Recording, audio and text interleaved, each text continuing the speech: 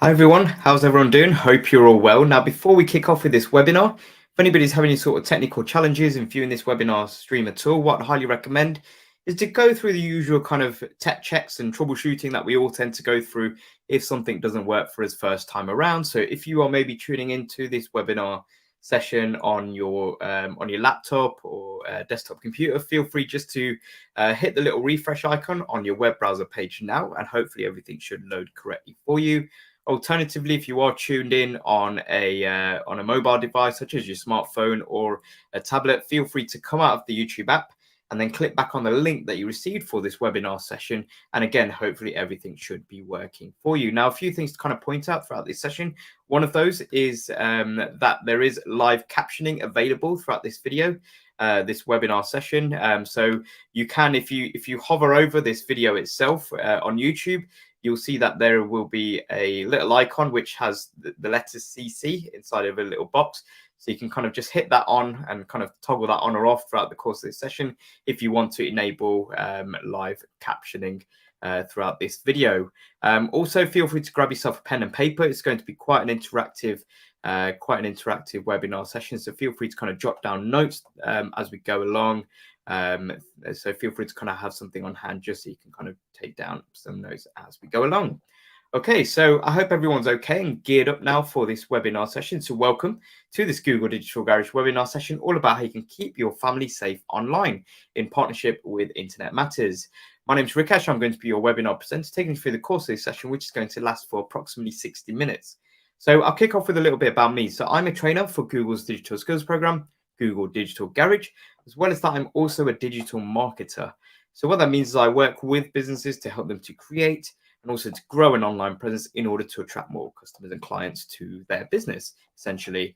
And for me, somebody who kind of works on a daily basis in kind of the digital world and the internet world in general, it's very important that I'm being safe online as an individual, but also not only for me, I also want to ensure that my family are staying safe online. So it's just being aware of kind of risks and looking at how we can sort of mitigate those risks and be aware of those risks when they do crop up. And that's going to form the theme of today's webinar session. So that's a little bit about me. Now, I'd also like to introduce to you at this stage my colleague and fellow Google Digital Garage trainer, and that is the wonderful Sarah. Now, Sarah is going to be our chat moderator today. So you might have noticed that there is a live chat box on the right-hand side of your screen on YouTube. That is your space over the course of this next hour to drop in your questions, drop in your comments. You'll also see questions that will be on screen. So feel free to kind of get involved, as well as kind of jotting down your answers to some of those questions that you'll see on screen. Feel free to kind of type in your answers if you're happy to kind of share some of your answers into the live chat box as well. Now, in order to type away in the live chat, you will simply just need to sign into your YouTube account, which is nice and easy to do. So feel free to kind of get involved throughout the course of this webinar session. I know some of you have been getting involved. We've got Mohammed who's tuning in. So welcome to you, Mohammed. I'm sure many more of you who are tuned in for this webinar session, feel free to get involved and make the most out of the live chat going forward today in this session. Now, this session on Keep Your Family Safe Online in partnership with Internet Matters is one of many webinars that we actually run as part of a wider Google Digital Garage webinar offering. So if you have a look down below me, where I'm pointing, you'll see there's a link contained within the video description box below.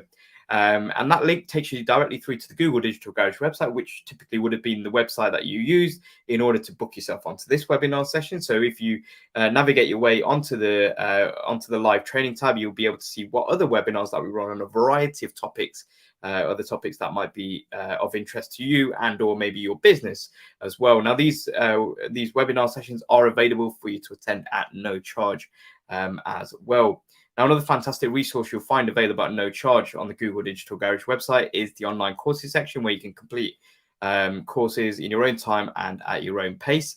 There is a course on there in particular called the Fundamentals of Digital Marketing, which is the one course you'll see on there, which does provide you with a certificate upon completion of the course itself as well. So definitely check out all those resources when you do get a moment. But before we actually have a look at what we're covering in this session on how to keep your family safe online, I'd like to just kind of explain how this course kind of came about. So this course on Keep Your Family Safe Online was kind of born out of a combination of kind of two factors. One of those was the fact that Internet Matters is a not-for-profit organization which has a very simple purpose, which is to empower parents and carers to keep children safe in a digital world.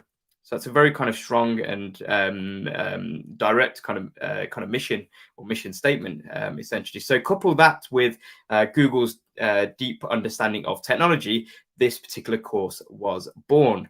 So let's have a look at what we're covering in today's session. So first of all, we're going to be looking at and kind of understanding online safety and what we mean by that, because sometimes we might hear those kind of buzzwords, online safety or privacy, security, those kind of things kind of banded around, but we want to kind of be aware of what it really genuinely means, and especially when it comes to our family.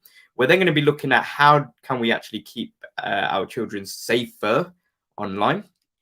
And the crucial word there is safer, because it's a forever kind of iterative world. So we want to make sure that we're constantly kind of being aware of the risks, but not kind of converting those risks into direct harm straight away. We just want to be aware of those risks so that when they do crop up, we know how to kind of work in order to kind of mitigate them going forward as well. And then we'll round off this session just kind of talking about online safety with our children. So first of all, let's have a look at online safety itself. So what I'd really love for you to do is just kind of jot down on that piece of paper that hopefully you've got together with a pen, and kind of jot down what is the biggest concerns that you face in keeping your children safe online. So feel free to kind of drop in answers perhaps into the live chat. I'd love to kind of read some of those throughout the course of this webinar session, because it's going to be different for everybody in terms of what kind of some of the biggest concerns are that you face when it comes to keeping your children safe online. It could be things such as kind of the amount of screen time that they are kind of consuming with various devices. Is it kind of the like controlling the type of content that they see? Is it the amount of time that they spend gaming as well? So these are kind of some of the general kind of concerns that parents do tend to have. Now, there are other concerns, and you can see some of these other concerns here on screen. One of them is that parents need to be more involved and engaged and educated. My children are more tech savvy than I am. People can pretend to be anyone online. This is the era of technology. Kids don't play outside anymore. So these are all kind of either concerns or kind of just like statements which we kind of might come out with, or we might be thinking about in general over kind of various periods of time as well. So we're going to be kind of looking through and kind of hopefully working through each one of these kind of speech bubbles that you can see here on screen. So hopefully by the end of this webinar session, you'll have a bit more of kind of a clearer kind of plan of action and kind of some tools that you are well equipped with in order to kind of help to keep your family safer online going forward. Now, being online is part of everyday life. It's something which has genuinely kind of changed the whole landscape of how we interact with individuals. It's changed the landscape of how we even work as well, and even how we study. You can see here that 81% of 12 to 15-year-olds use a smartphone to go online, which is a staggering number. And you might be thinking, well, you know, when I was that kind of age, I didn't have a smartphone, or you know, maybe I kind of caught the tail end of when smartphones are just coming out there as well. And we always tend to kind of self-reflect a lot of the times, especially when we're kind of comparing ourselves to the generation kind of after us in general as well. You can also see that 67% of 8 to 11-year-olds play games online. So again, another kind of sizable percentage there. And you can also see that 73% of 5 to 7-year-olds use a tablet to go online as well. So the reason why I wanted to kind of just mention some of these kind of stats and facts and figures here on screen is because the rate at which technology evolves is at quite a rapid pace. I mean, some of you might have been aware kind of a number of years ago when the particular app, gaming app, Pokemon Go came out. And that particular app Pokemon Go actually reached 45 million users within just a matter of days. So sometimes when something kind of evolves, it can evolve at a very at kind of a rapid rate of not going forward as well. Now, the natural kind of reaction that we all tend to think when we have kind of concerns about whether it be kind of screen time for the children, whether it be kind of other aspects, what kind of content that they're consuming. Our main kind of, I guess, default position is that okay, let's kind of go a little bit more off grid. Let's not really use technology that much. But the beauty of technology is that it's an amazing force for good. You can see that there's a few things that technology can do, and this is just kind of a handful that you can see here on screen. You can see that technology allows for an access to a wealth of information for learning, even kind of homework. You can even, I mean, even on this platform that we're on right now with YouTube, children are able to kind of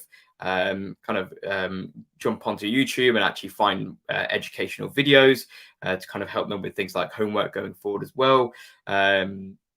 You've also got the likes of kind of interactive tools and kind of games that can aid learning as well. So it's a fantastic kind of vehicle for education.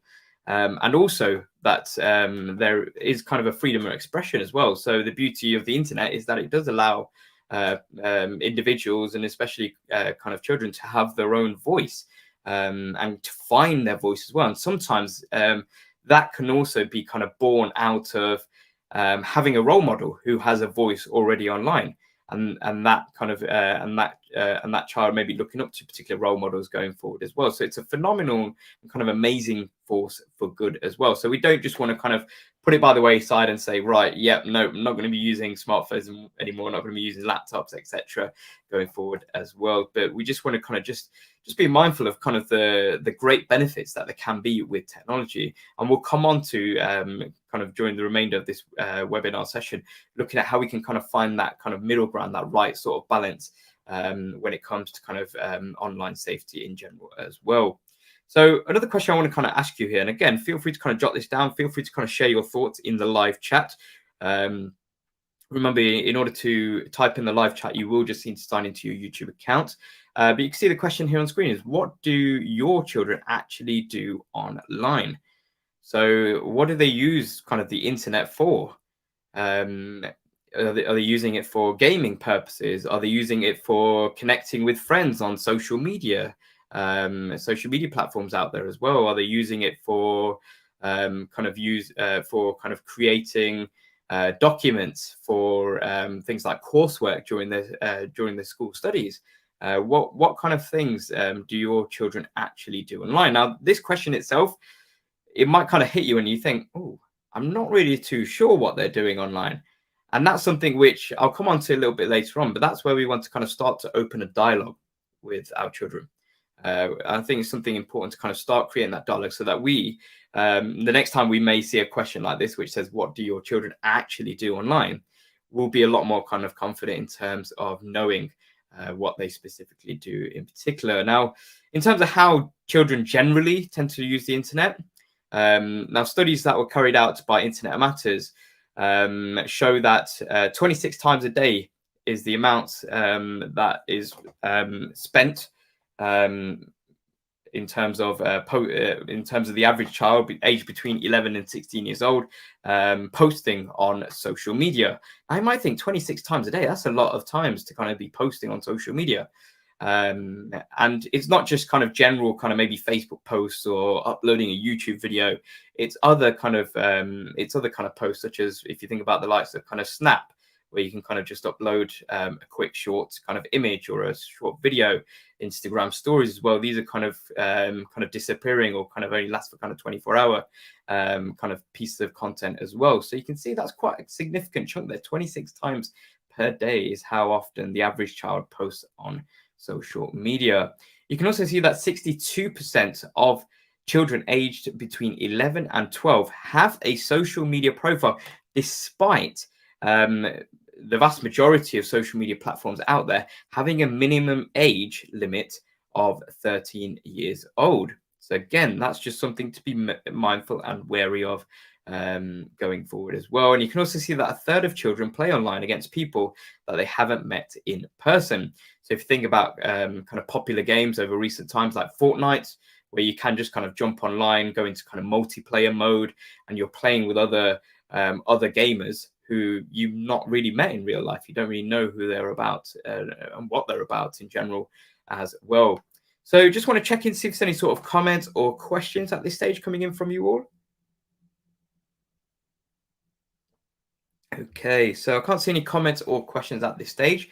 If there are any comments, questions, pop them into the live chat as we go along, and hopefully either myself and or Sarah will be able to kind of get around to as many of your comments and questions that there are in the live chat in the time that we have together. So let's now have a look at how to keep your children safe online, or rather keep your children safer online. As I mentioned at the beginning of this webinar session, we want to kind of think about it in terms of safer rather than safe, because as much as we might think, oh yeah, we've got all of our kind of safeguards in place, we've gone through kind of various kind of safety precautions and measures, we always want to be kind of just making sure that that is always kind of the latest and greatest kind of way of kind of doing online safety as well, because it is a forever kind of iterative world in general as well. So let's have a look at kind of things in general that parents do tend to worry about with their children. So you can see some here on screen, like screen time and wellness. You can see cyberbullying, online grooming as well, phishing, inappropriate content, and also scams as well. So we're going to be just kind of briefly going and kind of touching upon each one of these in turn, just kind of breaking them down in terms of, right, these are what the concerns are. With some of them, we'll also have a look at kind of some statistics that kind of back up what we're kind of discussing in each one of these kind of concerns that parents do tend to have. And then what we'll also do is we're going to be looking at some tools or some best practices that will help us within each one of these kind of concerns going forward. So let's kick off with screen time. So screen time, too much screen time, you can see, has an impact. It can have an impact on sleep.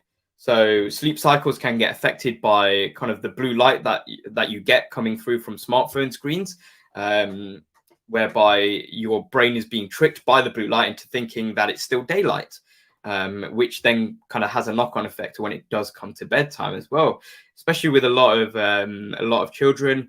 And even adults as well, I do tend to kind of go to sleep with their phone right next door to them, next door to their pillow, as well. You can also see that it can have a kind of an impact on a behavior as well. So we are kind of creatures of habit. So it really doesn't take long for us to kind of glance at our smartphone. So I mean, if you can actually do this, you can actually see how often do you actually check your smartphone on a daily basis. So if you've got an Android device, you can go into the digital well-being settings. If you've got an iOS device, you can go into the screen time settings. You can see how many times in a day that you are actually picking up your smartphone, and it will kind of give you a barometer as to how many times that is. And you might be quite surprised by how high that number is, in terms of how often we do pick up our smartphones. And it just has, over years and time, has become quite habitual. And this is no different when it comes to children. And when it comes to children as well, too much screen time can kind of have a knock-on effect in terms of brain development going forward as well. So you can see here that 50% of primary school age pupils take an internet-enabled device to bed with them as well. So how do we kind of look to kind of overcome some of this? Well, what we want to do is we want to kind of create a balanced digital diet.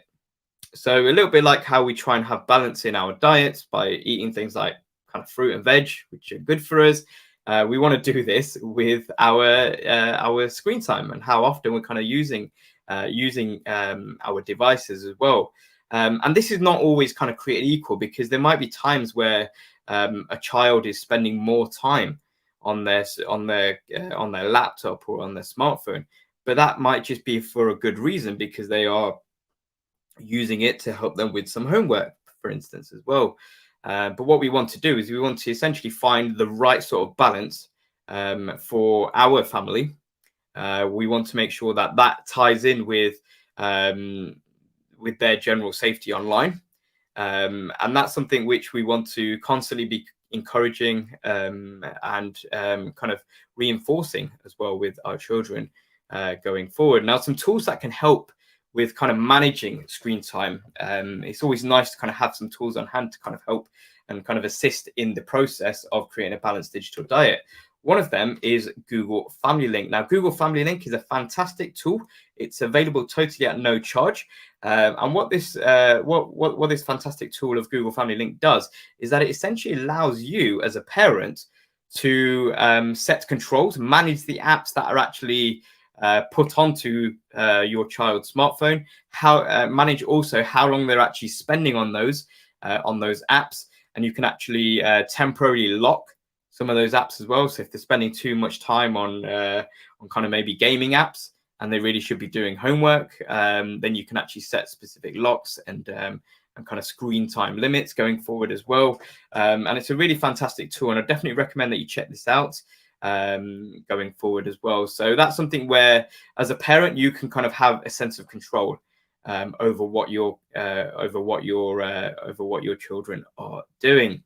Now, another fantastic tool, which is not only used by children but also adults. For me, I use this particular app in particular called Forest.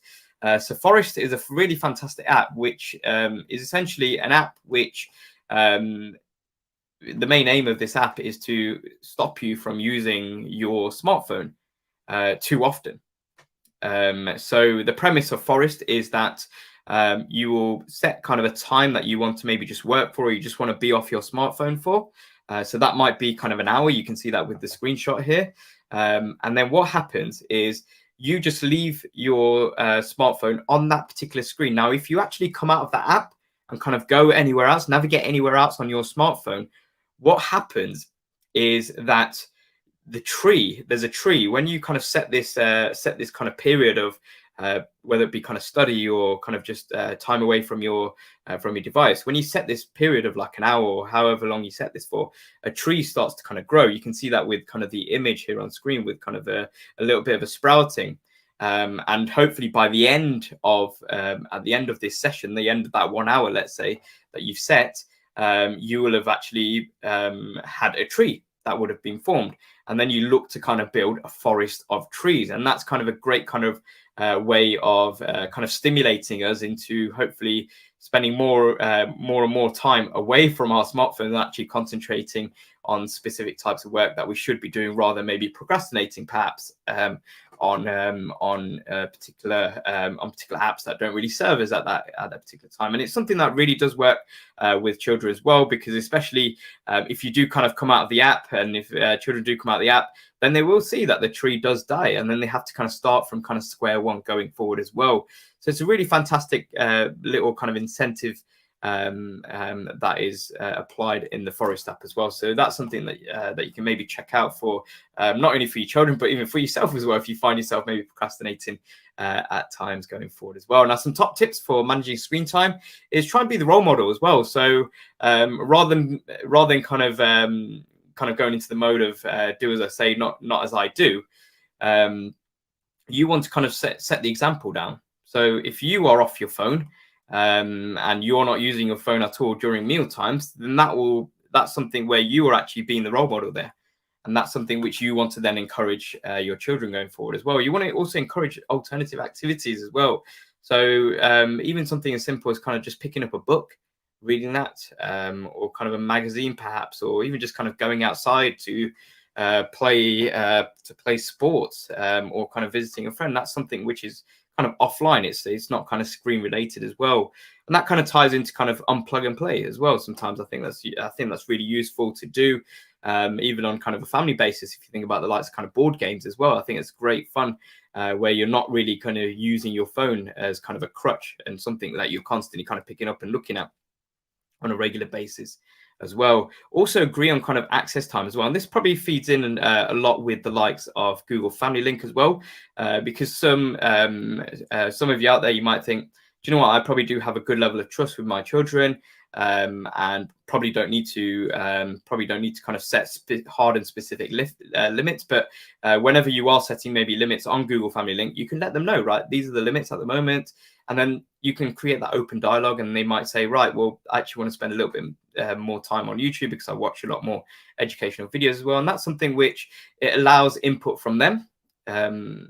And it also allows you input as a parent as well, and that kind of creates that balance going forward as well, and also kind of encourage critical thinking. And that's kind of stems from a lot of these other tips that we've just kind of gone through here as well. So that's kind of screen time. Let's have a look at another concern, which is inappropriate content. So you can see there's kind of a few examples here of inappropriate content, and this is something which does kind of concern parents. In general, I mean, it concerns parents, it concerns children, it concerns everybody. And this is just something to kind of to be aware of, because I guess a lot of the time, curiosity is something which children do tend to have, but we just want to make sure that there are safeguards in place, that that they are not kind of being exposed to inappropriate content that does exist out there as well, especially in kind of the face of the fact that the internet in general wasn't built specifically with children in mind. Otherwise, it'd be kind of monitored on much more of a kind of an accurate basis as well. So it's just important from a parent point of view to actually put your own kind of safeguards in place in conjunction with that kind of dialogue and communication that you have with your children. So some top tips to protect from inappropriate content is to start a dialogue, start that conversation, think before you click. And it's something which you can have that conversation with your children and say, look, sometimes if something does seem too good to be true, then it might very well be. And that might be something which you can kind of say, if you are not too sure if this is something that's too good to be true, come and show me. And I can be kind of a little bit of a filter going forward as well. And where possible, and this might kind of apply for younger children, is to supervise where possible as well. Maybe with older children, it might be a case of that you're kind of providing them with that kind of more level of kind of independence, because they've kind of gathered a lot more kind of experience from the time that they've been online, and they are more aware of some of the risks that are and concerns that are out there on the internet as well. Now, some tools that can be useful when it comes to kind of blocking out inappropriate content is, first and foremost, that there are parental controls that are built into the smartphone software. So most smartphone softwares do have parental controls built in, and you can simply kind of toggle them off specifically, and you can toggle on or off specific categories going forward as well. Now, there are also kind of parental controls that are actually kind of naturally kind of built into various kind of broadband, mobile, and Wi-Fi providers. You can see a handful here on screen. So these are kind of providers in the UK which do actually filter and kind of limit the inappropriate content a child might see as well. So definitely something to kind of check with maybe your broadband provider to see what they provide already. And then you can also make sure that you're kind of doing your own due diligence on your end with things such as kind of parental controls on those devices specifically as well. Now, you can also utilize Safe Search. You can turn Safe Search on with Google. You can see here that Safe Search, when it's switched on, helps to block explicit images, videos, and websites from Google search results. And you can also see that when Safe Search is off, Google will provide the most relevant results for your search, and then may actually include explicit content. So by turning on the Safe Search, that kind of hopefully kind of provides a little bit more of kind of peace of mind as well as a parent going forward. And another fantastic tool to kind of utilize and use is, if you do have children that actually do spend a lot of time on YouTube, there is a dedicated YouTube for Kids app, or a YouTube Kids app, that you can actually download. You can actually download this directly in conjunction with Google Family Link. So you can download YouTube Kids rather than downloading kind of the main YouTube app. And the beauty of YouTube Kids, of the YouTube Kids app, is that you can see that it's parent approved content that goes on there. You also have the ability to block or flag any sort of content that you feel is not kind of in keeping with YouTube Kids. You can set time limits as well. That kind of links through again with the likes of Google Family Link. And you can also review the watch history for your children using YouTube Kids going forward as well. So that's kind of a few tools there to kind of just be aware of as well. Now, some other kind of tools and resources. You can actually check out the link that you can see here on screen for Internet Matters, so internetmatters.org/parental-controls.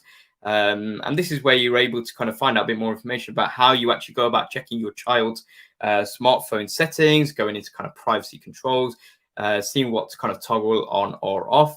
Also kind of looking to kind of use parental controls on your home broadband network is very, very important to kind of just check to see what has been applied already or what can be applied with your internet service provider, and also kind of adding on kind of safe search settings and kind of filters on certain websites going forward as well.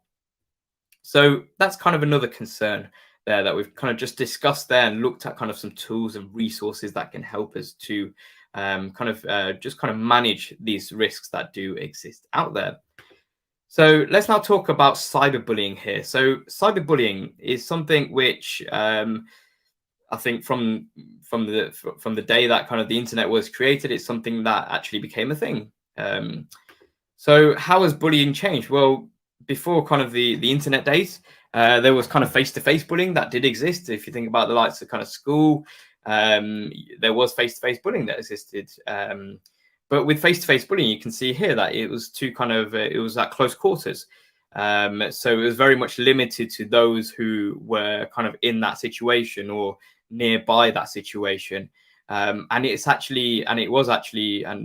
is still actually with face-to-face bullying, if that still exists, is that a bully can actually be easily identified. And then with them being easily identifiable, it's easier to actually prove that bullying has gone on, and therefore it's easy to actually punish that behavior going forward as well. Now that kind of is different to the world of cyberbullying. So you can see here with cyberbullying, rather than just kind of having a bit more of a kind of a laser focus, that from a bully's perspective, the bully is able to kind of reach a larger audience as well in a matter of seconds just by typing just even a handful of words.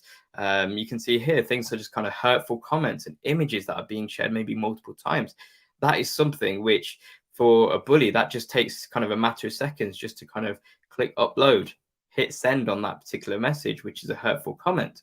And that is cyberbullying there, but it's just kind of available more at a bully's fingertips there as well. You can see that with cyberbullying as well, there is a degree of anonymity as well to the perpetrator, and with that anonymity or that extra level of anonymity, it can be quite difficult to kind of police this and to actually punish the behavior there as well. So that's important to kind of be aware of. Now, a few things to actually look out for with our children in terms of if we're kind of maybe thinking about, oh, is this something that is possibly going on? You can see there's a few kind of behavioral traits here on screen that you might kind of maybe pick up on. You might want to maybe jot some of these down. You think, oh yeah, if I kind of look out for these, might be something that I can then kind of create a dialogue with my child for, and kind of discuss if there are any sort of challenges that they do have going on. So maybe if they stop using their electronic devices suddenly or unexpectedly, even though they were on it quite a lot beforehand.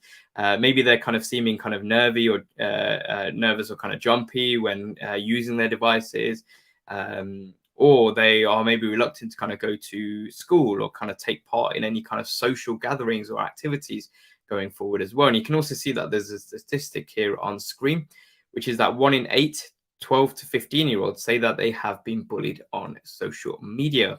So that is something to kind of be aware of there going forward. So there's different types of bullying that can take place. You can see some different types. You've got the likes of kind of harassment, You've got kind of outing. You've also got kind of catfishing, where somebody's stealing somebody else's profile or kind of identity, or setting up kind of fake profiles in order to kind of pretend to be somebody else. In general as well.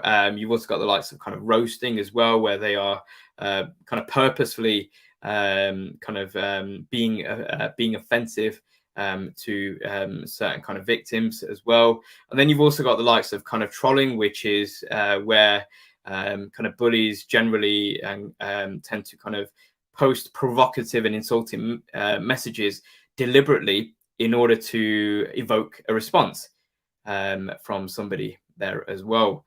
So that's kind of the different types of kind of cyberbullying that does exist online. So a few kind of do's and don'ts, because this is something which, again, it's not where, oh, there's you can do this and that will completely solve cyberbullying. It's a case of kind of managing these risks. So you can see some do's and don'ts. You can see, find out why. So try and sort of, as a parent, try and sort of establish kind of a little bit more information about kind of the incident that has happened. Talk it through. Something I've been mentioning throughout this session already is make sure that you do have that kind of that two-way relationship with your children. Kind of have that open dialogue. Teach by example where possible as well. So you want to kind of exude kind of a model and kind of positive behavior constantly as well. And this is something which as well you can mention to your children, is that if they do experience something like this, they can not only kind of spot the signs quite early, but what they can also do is that they can learn from it as well. Use it as kind of a learning experience. I mean, it's like when we're kind of adults now, it's a case of we tend to, if we tend to what we kind of sometimes class as fail at something, we want to try and rephrase that and reframe it to be like, right, no, that was a learning experience, and that's now helping me to get to where I want to get to as well. So that's the way that we want to kind of deal with it, and kind of think about that in terms of a mindset shift, not only for the way that we deal with kind of challenges, but also hopefully kind of setting that kind of model behavior for our children as well. I see some don'ts, and these don'ts are kind of harder said than done. So don't get upset, even though kind of the main, I guess, purpose of cyberbullying is to upset somebody, right? Don't ignore it. I think that's kind of the easiest thing that can be done, especially by a victim, is just to try and brush it under the carpet and pretend it didn't happen. It's just a case of make sure that you kind of deal with it, kind of tackle it head on. Don't condone it as well. I think sometimes if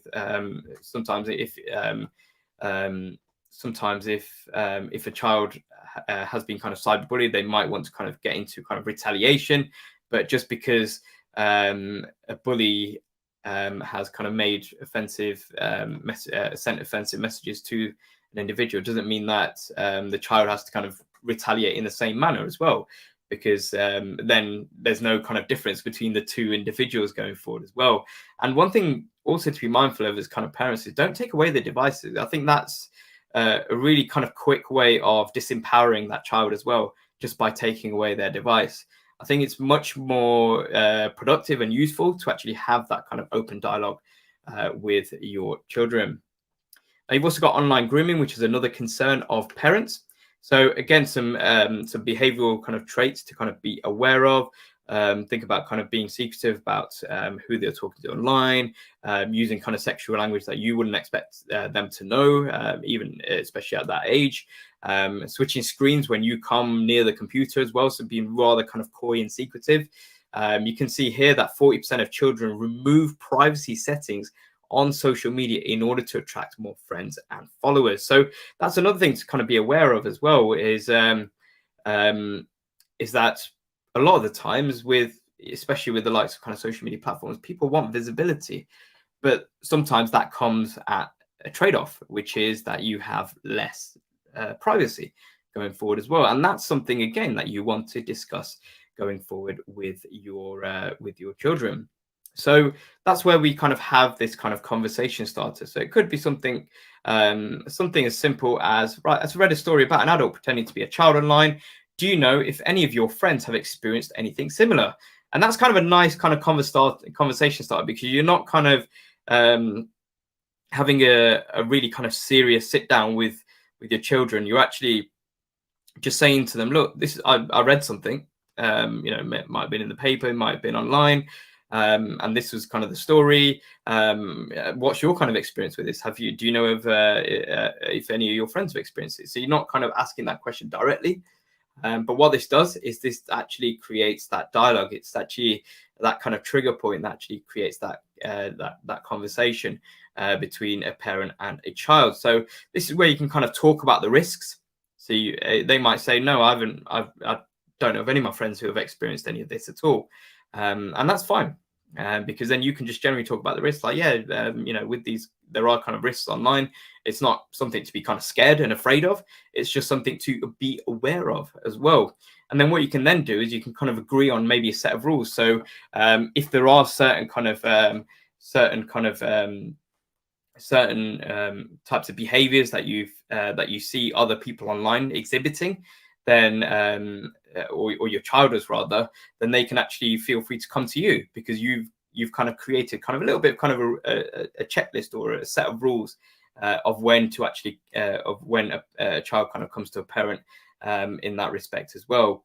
And also stay engaged as well. I think it's very, very important to do as a parent, is to always stay kind of engaged in terms of being aware of what your children are doing. So just kind of observe them, even from afar as well. Just kind of be aware and just kind of be on hand and ready if they do need assistance going forward as well. Now, one thing to very, very much do is to update privacy settings. And this is across pretty much everything that a child would use, including social media tools as well. And this is something that you want to be refreshing on a regular basis. And your children want to be refreshing on a regular basis. As more and more privacy features do come out on social media platforms, it's important to just kind of toggle them on specifically as well. Now, there are kind of certain organizations. So if you do have any concerns about your child or someone else's child, perhaps, then you can actually contact kind of a few organizations that you can see here on screen. You've got CEOP, you've also got Childline. You've got also the Internet Watch Foundation as well. So they're just kind of a few resources to kind of look at as well. I'm sure that Sarah will kind of drop a link in down below for a particular kind of web page on the Internet Matters website, for you to kind of look at this in a bit more detail in terms of updating privacy settings going forward as well. And speaking of privacy, that's another concern. Privacy, identity fraud, that kind of does tend to come hand in hand at times. So that's another concern that parents do have. So to look at some things to kind of look out for from a parent perspective. So you may start to suspect your child's identity has been stolen if they get a bill for something that they haven't ordered. They start to get emails from an organization they don't recognize either as well. And they receive any letters regarding government benefits or tax payments, even though they are well below kind of the age to be receiving those letters as well. So they're just kind of a few things just to kind of what I like to kind of class as alarm bells at times as well. So generally things are okay, but then there's a few alarm bells that you just want to just be aware of, such as these on screen. And that's where it's very important to have a little bit of a checklist. How do I actually be proactive from my end in order to protect my child from identity theft? So a few things that can be done. One of them is to check your child's online privacy settings. So go through whichever social media platforms that they're on, whether it be kind of Facebook, YouTube, Instagram, Twitter, etc. Go through them, check some of the privacy settings. And what I'd definitely kind of encourage, I think, and this also helps from a level of kind of empowerment for the child, is to go through the online privacy settings with them, so that they know exactly what to look for and what to kind of switch on in terms of the settings as well. Also check kind of the device settings. Again, do this with your child as well, just to kind of make sure that things such as kind of parental controls are on as well. And also think about the likes of kind of location services, when should they be on in particular as well. Find out what is already out there as well. I think that's very important, where you can actually just do a quick Google search of your child's name and actually see what's readily available in terms of information and content. out there, and if there's anything that you don't want to be out there, or from your child's point of view that they don't want to be out there, then you want to go ahead and actually take steps to actually either get that removed, or kind of untag themselves, whatever kind of the specific process or procedure for removing and kind of get ridding of that kind of attribution to them with that piece of content going forward as well. And generally kind of just take action. So when it comes to kind of protecting your child from kind of identity theft, where possible, just kind of go into kind of incognito browsing, and actually just do a little bit of kind of a run through on, right, if you are using a public computer to search something, then maybe jump onto kind of incognito mode, and actually if you're looking for something in particular, and making sure that if you're using any sort of public sort of Wi-Fi, that you're not doing anything that is going to kind of provide any sort of sensitive information about your identity as well. And that kind of comes from a level of education.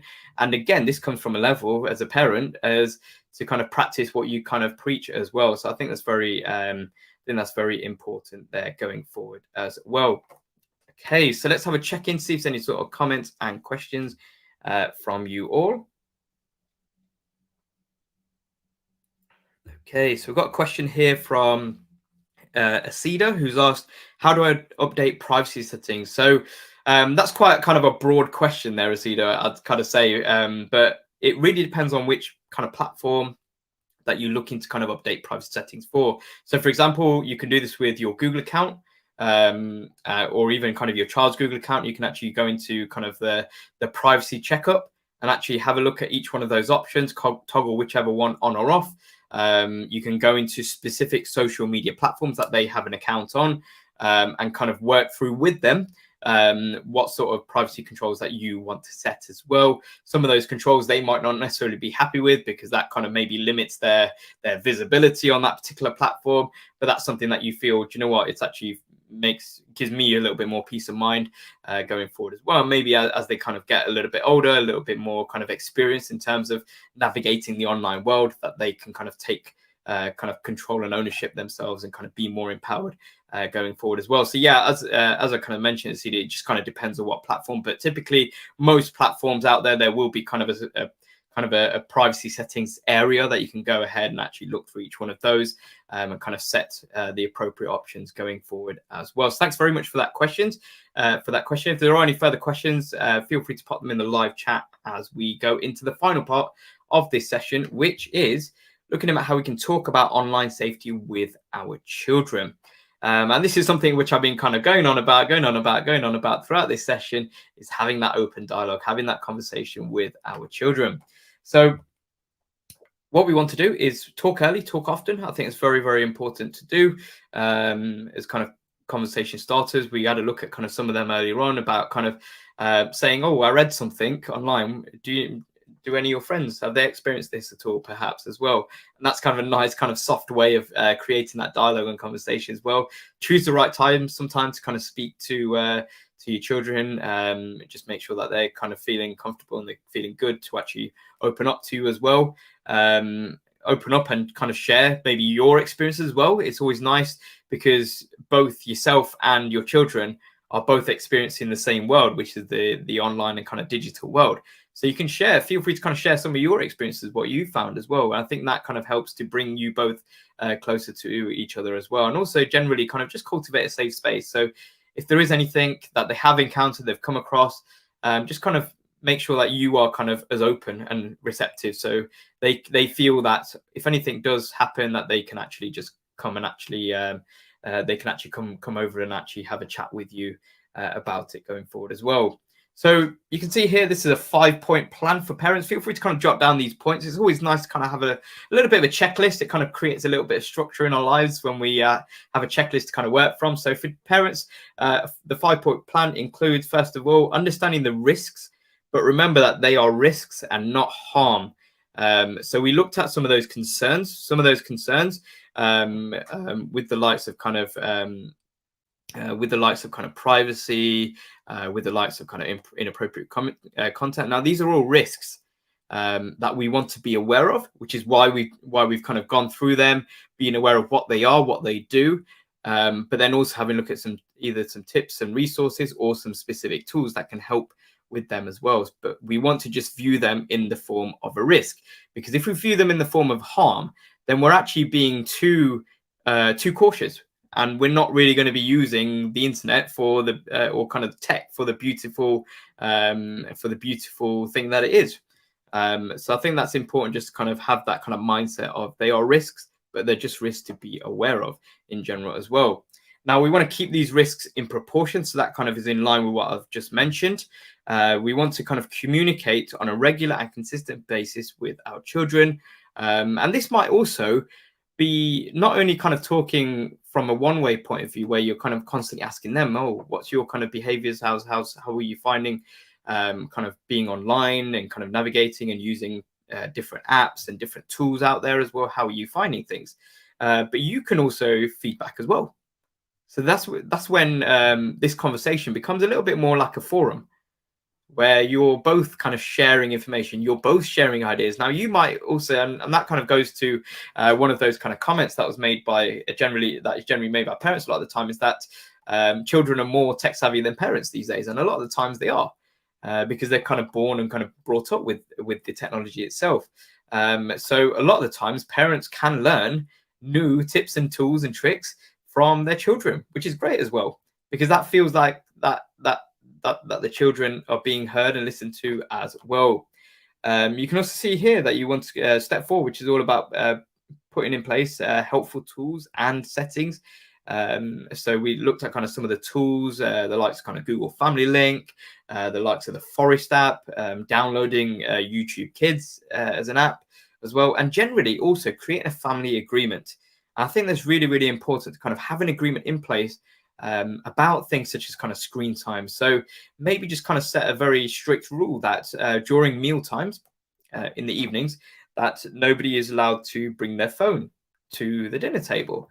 I know of certain families that will simply just have kind of a like a bowl in the lounge right next door to the next door to the dining room, where they all kind of put all their smartphones in there, and they put it all on silent as well, unless there's any sort of specific emergency kind of ringtones that they've got going on. But they put all that there, leave it in the lounge, and then when they actually come into the dining room and actually eat, they're actually able to sit down and have an actual conversation with each other, rather than everybody keep checking on their phone and kind of constantly picking up their phone going forward as well. So it's nice to kind of have that agreement, have those kind of ground rules going forward as well. Now, you can also see the fifth and final point of this 5-point plan for parents is that as your children grow, you want to kind of develop coping strategies that foster resilience, and not only foster resilience, but also foster empowerment.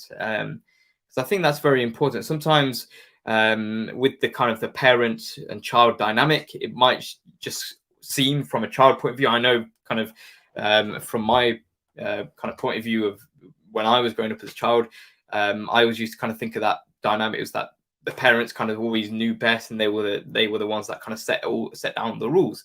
But the beauty is when you kind of grow up as a child, the older that you do get, you get more independence, you get more responsibility, and that kind of gives you a lift, gives you kind of that confidence boost in general as well.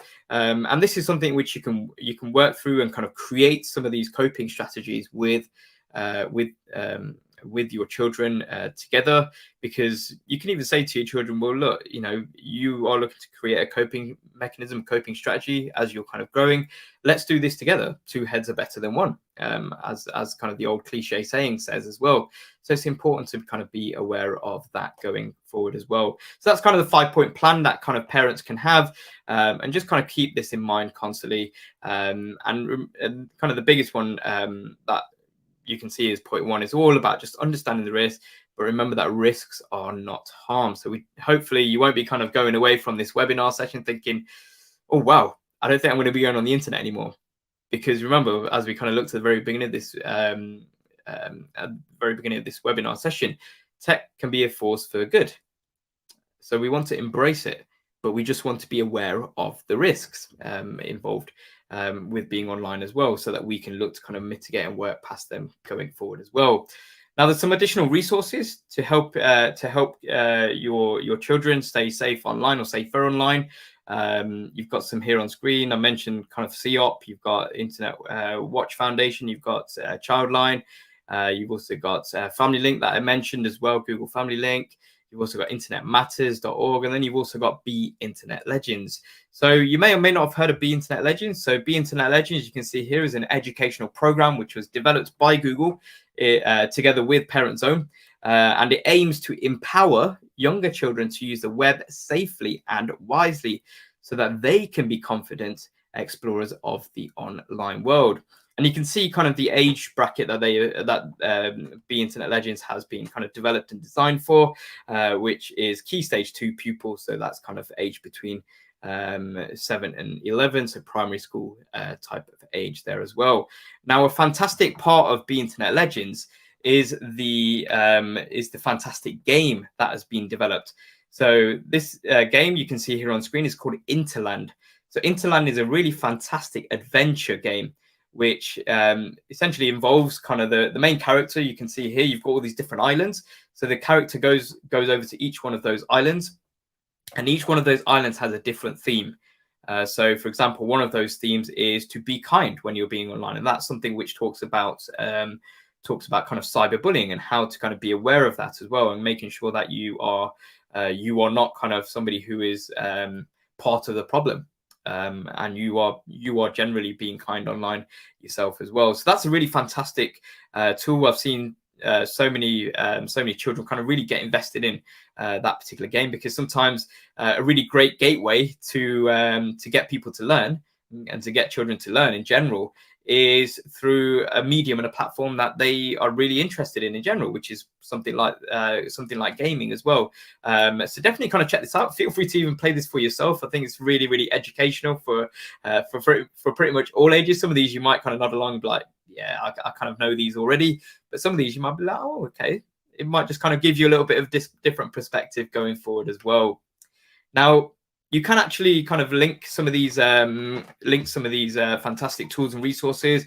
If you may be working kind of the school sector, or you know somebody that does, there are some fantastic resources out there. If you visit kind of the ParentZone website, and also in combination with the Be Internet Legends website, you'll be able to kind of look at and find various kind of resources that are available for teachers that include things such as the likes of lesson plans, stickers, posters, activities that have been kind of developed in general. And you can see that there's also kind of interactive school assemblies that are being run across the UK.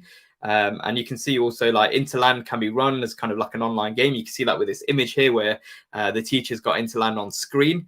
One of the pupils can actually just, as you can see here, they're kind of putting their hands up to actually play through the game, or play through part of the game and then hand off to another pupil. And it's great. It's a great kind of fun activity which helps all children of that kind of age range to become more aware of these risks that do exist online. Okay, so let's have a final check-in and round up on any questions. Okay, so I can't see any comments or questions, so let's actually roll into your next steps. So one of your next steps is to feel free to kind of rewatch this webinar session back if you wish to do so. If you think that you missed something, or you want to kind of go back and pause somewhere and kind of jot down further notes, feel free to kind of do that, as this webinar session is going to remain on YouTube up until sometime tomorrow as well. So I hope that you found this webinar session useful. If you did, both myself and Sarah would appreciate a little bit of feedback to let us know what you enjoyed. So we've got a feedback form link, which you can see here on screen, which is at goo.go/digital garage feedback. We'd also love it if you could take kind of a survey at the link on screen here. I'm sure that Sarah will kind of drop a link to this Google form into the live chat for you as well. It won't take you very long to complete, and just kind of gives a bit of feedback in terms of maybe certain kind of tools or certain kind of resources that you're going to be maybe implementing together with your children going forward. And that kind of only kind of helps us when it comes to improving content for training sessions like this going forward as well. Feel free to also share your experience and how you found this Google Digital Garage webinar session. If you're going to share that experience on somewhere like social media, feel free to include our hashtag that you can see here on screen, which is hashtag Digital Garage going forward as well. So apart from that, I want to say a massive thank you to Sarah, who I'm sure agrees has been a wonderful chat moderator. So feel free to show your appreciation for Sarah in the live chat. And thank you to you all for tuning into this Google Digital Garage webinar session. And I hope to see you all again soon. Thank you very much. Goodbye.